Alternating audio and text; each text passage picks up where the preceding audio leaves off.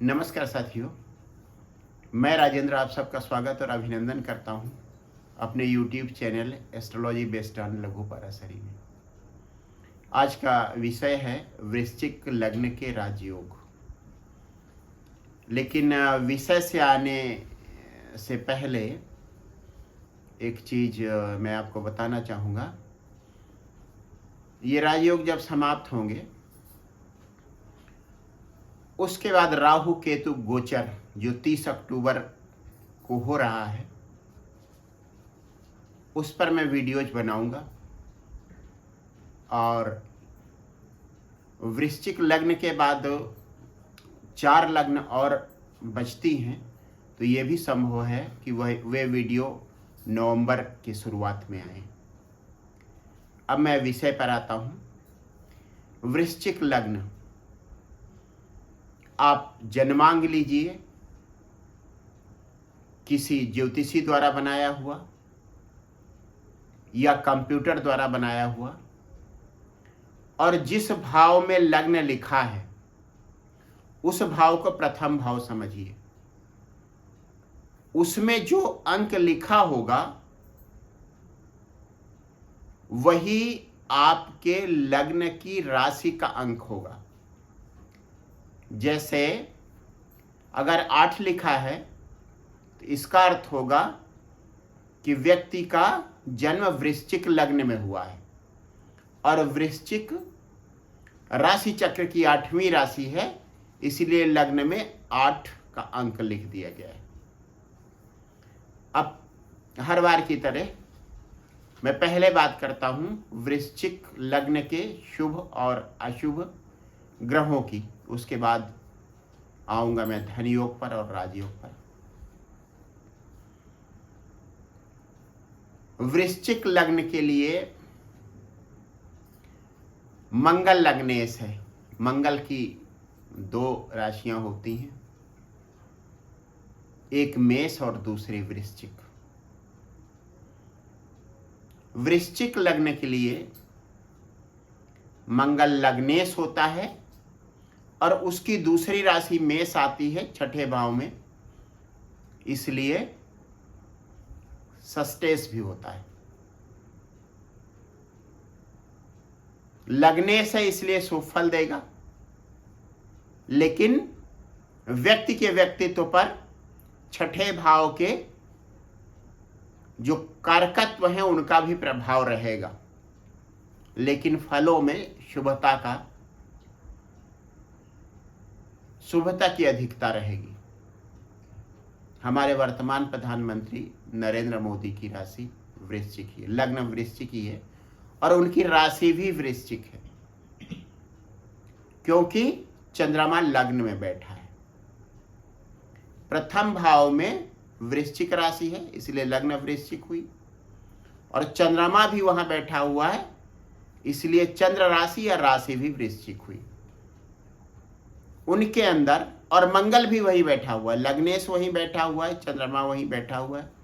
तो अगर आपको वृश्चिक राशि के गुण देखने हो तो सीधे सीधे मोदी जी के व्यक्तित्व को देख लीजिए। अब बात करते हैं दूसरा भाव। दूसरे भाव में गुरु की राशि धनु आती है। गुरु की दूसरी राशि पंचम भाव में आती है। इस तरह से पंचमेश और द्वितीयेश गुरु वृश्चिक लग्न के लिए सबसे शुभ ग्रह हो जाता है, धन प्रदायक, बुद्धि प्रदायक। और गुरु की जहां तक बात है, गुरु इन दोनों 2 भावों का कारक भी है। उसके बाद तीसरे भाव में शनि की राशि मकर आती है, और चौथे भाव में शनि की राशि कुंभ आती है। तृतीयेश होने के कारण शनि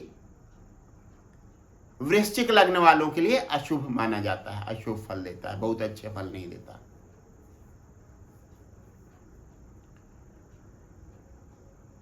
उसके बाद सप्तम भाव में शुक्र की राशि आती है वृष। शुक्र की दूसरी राशि आती है द्वादश भाव में। इस तरह से शुक्र इस लग्न के लिए द्वितीयेश और द्वादशेश हुआ। और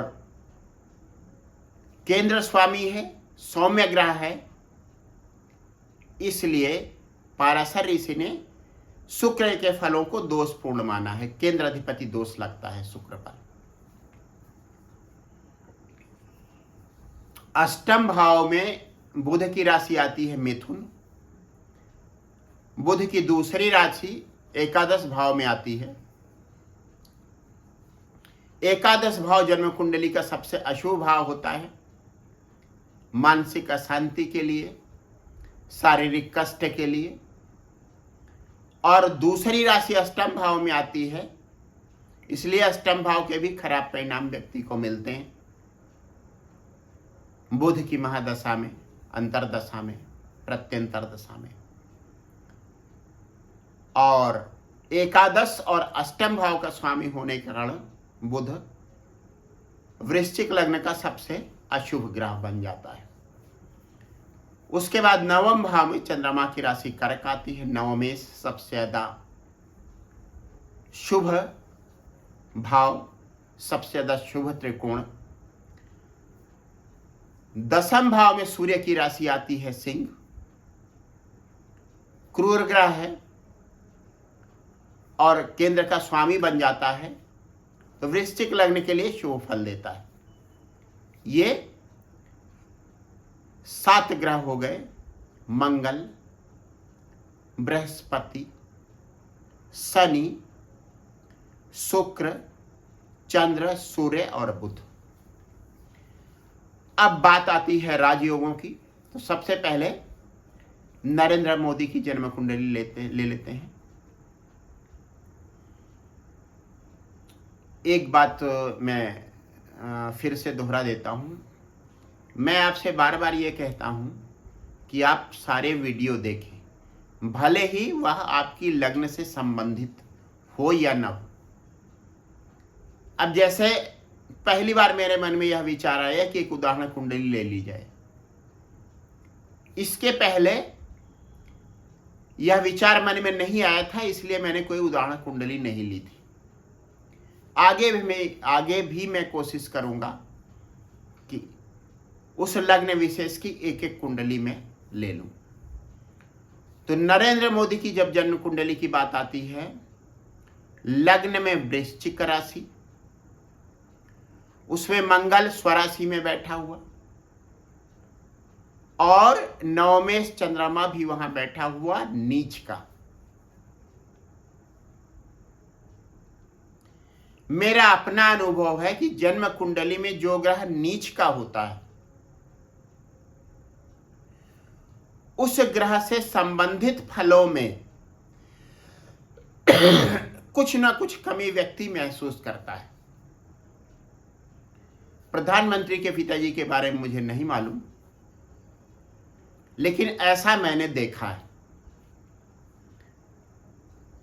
अब उस चंद्रमा से एक केंद्र त्रिकोण योग बन जाता है। मंगल लग्नेश है और लग्न केंद्र में भी आता है, त्रिकोण में भी आता है, तो केंद्र त्रिकोण दोनों का स्वामी हो गया मंगल। उसके साथ नवमेश शामिल हो गया। इस तरह से लग्न में केंद्र त्रिकोण योग बन गया। और लघु पाराशरी के जो आखिरी 2 श्लोक हैं, उनमें लग्न में, दसम भाव में और नवम भाव में बनने वाले केंद्र त्रिकोण योगों को विशिष्ट राजयोग माना गया है। एक विशिष्ट राजयोग नरेंद्र मोदी की जन्म कुंडली में लग्न में बन गया। अब चंद्रमा नीच का है, मंगल उसका नीचे भंग कर रहा है। इस तरह से केंद्र त्रिकोण योग के साथ साथ एक योग और बन गया, जिसे नीच भंग योग कहते हैं। मोदी जी के पंचम भाव में राहु मीन राशि में स्थित है। मीन राशि एक धार्मिक राशि है। राहु वहां बहुत अच्छा नहीं महसूस करता। केतु के लिए वो बहुत अच्छी राशि होती है। और अगर केतु मीन राशि में स्थित है, पंचम भाव है पूजा पाठ या धार्मिक शिक्षा, दीक्षा भी इसी में आता है। अगर केतु मीन राशि में पंचम भाव में बैठा हुआ है तो आदमी जप तप ध्यान एकांत स्थल में करता है। अगर राहु वहां पर बैठा हुआ है मीन राशि में, जैसे नरेंद्र मोदी जी की कुंडली में है, तो व्यक्ति सार्वजनिक स्थलों पर पूजा पाठ करता है। यहां तक कि ध्यान के समय में भी वह अकेला नहीं रहना चाहता। अब बात करते हैं राहु की, जो पंचम भाव में बैठा हुआ है। राहु और केतु की राशियों, राहु और केतु की दृष्टियों के बारे में सदैव से एक विरोधाभास ज्योतिषियों के मन में रहा है। फिलहाल वर्तमान में ज्यादातर ऐसे ज्योतिषी जो लंबे समय से ज्योतिष का अभ्यास कर रहे हैं, उनके अनुसार राहु की दृष्टियां गुरु की तरह होती हैं, 5वीं 7वीं और 9वीं। केतु की कोई दृष्टि नहीं होती। इसे मैंने अपने ज्योतिषीय अध्ययन में सही पाया है। अब लग्न में चंद्र मंगल की युति है और राहु अपनी 9वीं दृष्टि उस पर डाल रहा है, इसलिए इस राजयोग में राहु भी शामिल हो गया।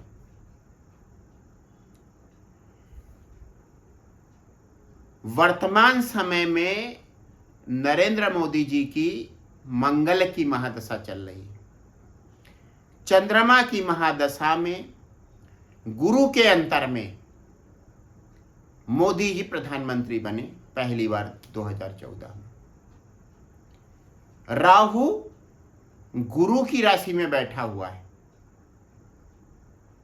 इसलिए, और गुरु चतुर्थ भाव में बैठा हुआ है, केंद्र में बैठा हुआ है, तो गुरु तो अच्छे फल देगा ही देगा, साथ ही साथ राहु भी अच्छे फल देगा और गुरु के फल देगा।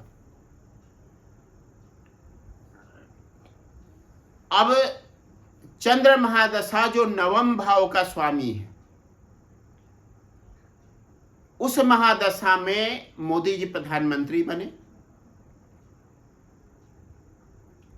और वर्तमान में मंगल की महादशा चल रही है, जिसमें वे अपना 2य कार्यकाल पूरा करने जा रहे हैं। आप अगर ध्यान से उनके प्रधानमंत्रित्व काल को देखें तो चंद्र महादशा में उनका जो प्रभाव था, मंगल महादशा में वह प्रभाव नहीं है। जबकि मंगल अपनी राशि में है, लेकिन चंद्रमा नवमेश है, इसलिए चंद्रमा जो फल देने में सक्षम हुआ वह मंगल नहीं दे पा रहा है। और अच्छे फल मिलते कब हैं? चंद्र मंगल युति में, जब चंद्र महादशा में मंगल का अंतर आया। वह समय था जब अन्ना हजारे का आंदोलन जो दिल्ली में चल रहा था, चरम पर था, और उसी आंदोलन ने मोदी जी के प्रधानमंत्री बनने की भूमिका निर्धारित कर दी। उसके बाद आया चंद्र राहु, फिर आया चंद्र गुरु का समय। राहु ने निश्चित कर दिया कि मोदी जी ही प्रधानमंत्री बनेंगे यदि 2014 में भारतीय जनता पार्टी जीतती है। और बृहस्पति जब आया, चंद्र महादशा में बृहस्पति का अंतर, तब 2014 में मोदी जी प्रधानमंत्री बन गए। अब मंगल महादशा में चंद्रमा का अंतर सबसे आखिरी उनकी अंतरदशा होगी, उसमें फिर से एक परिवर्तन आएगा और उस परिवर्तन के बाद राहु की महादशा शुरू हो जाएगी। यह परिवर्तन राहु महादशा के लिए उनके जीवन की भूमिका तय करेगा। राहु महादशा राहु पंचम भाव में स्थित है, बृहस्पति का प्रतिनिधि है, इसलिए राहु महादशा में विशेष करके राहु गुरु से मोदी जी का ध्यान पूजा पाठ और धार्मिक कृत्यों की तरफ बढ़ जाएगा। तो ये मैंने बात की नरेंद्र मोदी जी की जन्म कुंडली में बने हुए राजयोगों की। अब मैं एक धन योग की बात कर रहा हूं। वृश्चिक लग्न में अगर गुरु पंचम भाव में अपनी राशि मीन में बैठा हुआ है और बुध अपनी उच्च राशि कन्या में एकादश भाव में बैठा हुआ है, तो यह एक अच्छा धन योग बन जाता है। इस धन योग में वृद्धि करता है यदि मंगल लग्न में अपनी राशि वृश्चिक में बैठ जाए, क्योंकि गुरु की 9वीं दृष्टि उस पर पड़ने लगती और इस धन योग में गुरु भी शामिल हो जाता है और एक राजयोग भी बन जाता है गुरु मंगल के दृष्टि संबंध से। उसके बाद अगर नवम भाव का स्वामी चंद्रमा सप्तम भाव में है जहां वृष राशि है, अर्थात चंद्रमा उच्च का विवाह वाले भाव में है और विवाह वाले भाव का स्वामी शुक्र अच्छी स्थिति में है, मान लीजिए पंचम भाव में मीन राशि में उच्च का है, तब व्यक्ति का भाग्योदय विवाह के बाद होता है। नवमेश भाग्य बदलने वाला ग्रह, भाग्य बनाने वाला ग्रह उच्च राशि का होकर सप्तम भाव में और सप्तमेश उच्च राशि का होकर पंचम भाव में।